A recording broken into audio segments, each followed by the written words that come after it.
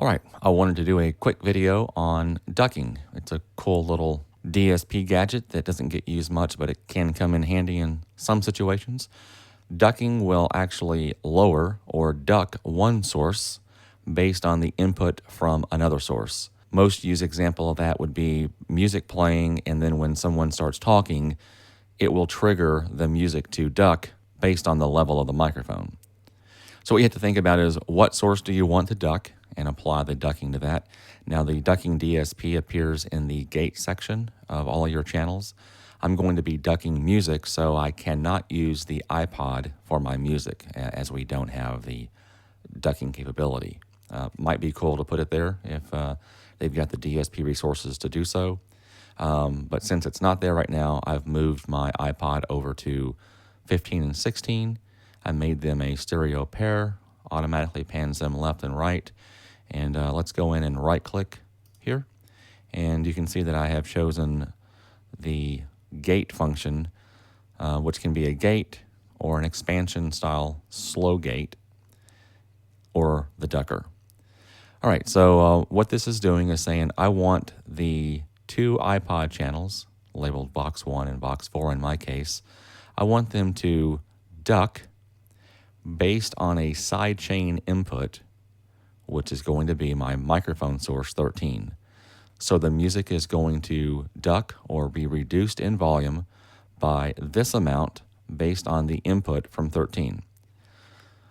You do have to really work with these settings here, and of course the threshold at which you want the ducker to engage based on the threshold of your microphone.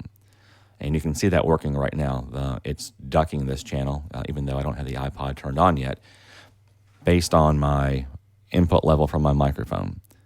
All right, so let's listen to some music and watch it in action.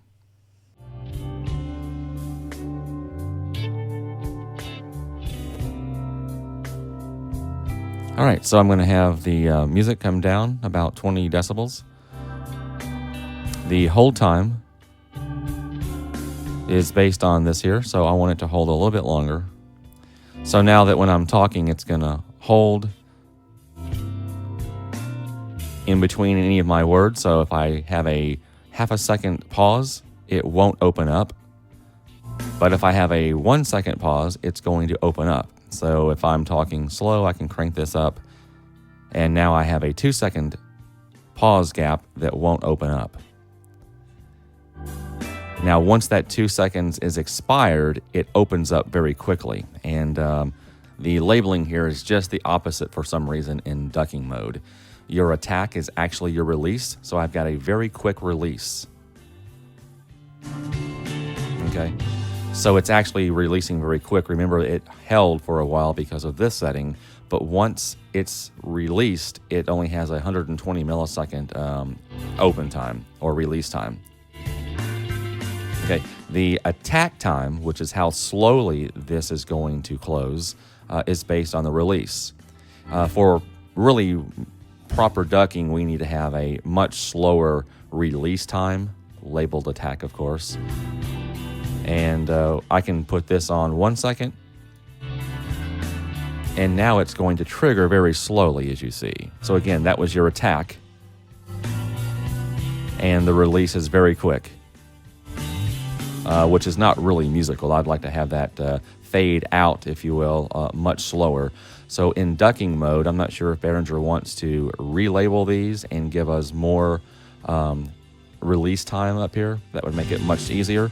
There's also one other problem, and that is that the threshold actually is triggering on the music as well.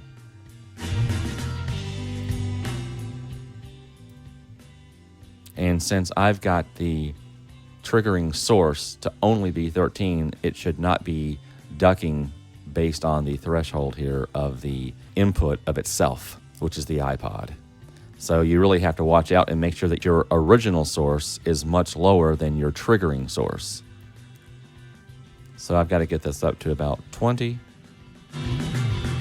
so that it opens up and isn't being triggered by the iPod. And now it's just being triggered on my vocal only. And I've got to get that down to about 20 to work properly. All right, so I can talk and have that music duck down about 20 decibels, and it's working properly. I'll have this hold a little bit longer so it's not opening and closing so much. That's actually simulating a little bit slower release here when I do that. All right, so I hope you liked the video. It's working fairly well, although I think it can be refined in future upgrades. So if you have any questions, let us know on our YouTube channel, and be sure to check out our Facebook group, Behringer XR.